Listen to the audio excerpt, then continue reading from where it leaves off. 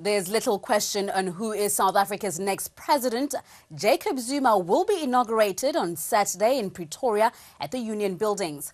The real mystery and the question everyone seems to be asking is who out of the three Mrs. Zumas will be the country's first lady? Take a look. This Saturday, the 9th of May, the world's eyes will be shining on South Africa as it inaugurates its fourth democratically elected president, Jacob Zuma. Frantic preparations are underway at the Union Buildings in Pretoria in the heart of Gauteng province.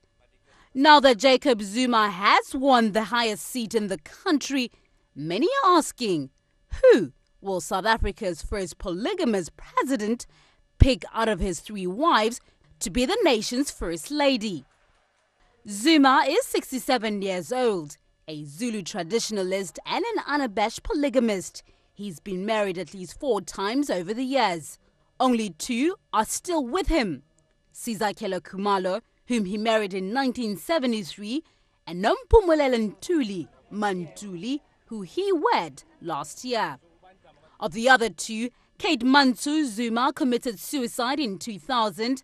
He divorced the other, Nkosazana Dlamini Zuma, in 1998, although she remains a trusted aide and as the country's foreign affairs minister and is expected to join his cabinet. He's also said to have more than 10 children. In terms of the First Lady, we trust Ubaba Jacob Zuma, who President, as we have trusted him to lead the country, that he will choose the First Lady that he sees suitable to lead the country.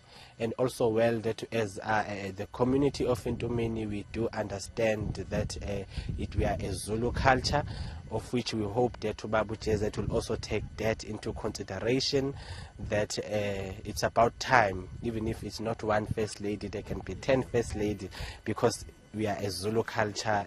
South African law does recognize such traditional marriages, though fewer and fewer younger South Africans are entering into them because they are seen as expensive and old-fashioned.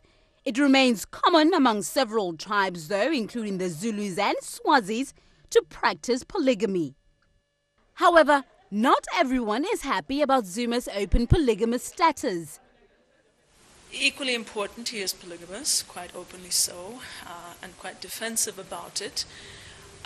We believe that that is problematic. We think that polygamy is in contradiction to a constitution that sets out equal rights between women and men as a centerpiece. Zuma, of course, would not be first leader in the world with more than one wife. In the Gulf, the number of a ruler's wives, and whom among them is paramount, are a constant source of rumors.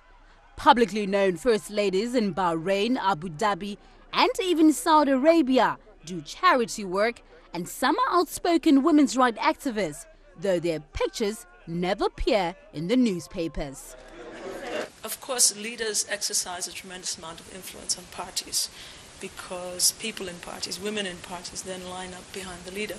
So what we've seen in the last few months is many senior ANC women who in their past would never have supported polygamy as a practice, coming out now in support of it, and of course hiding behind culture and tradition, which in terms of women's rights discourse really takes us back.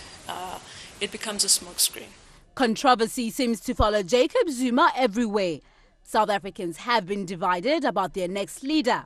What's clear is that Zuma's presidency will not be as aloof as his predecessors, and perhaps South Africans are more interested in other matters rather than try to find the next Michelle Obama or Hillary Clinton to be the mother of the nation. We'll all have to wait for Inauguration Day.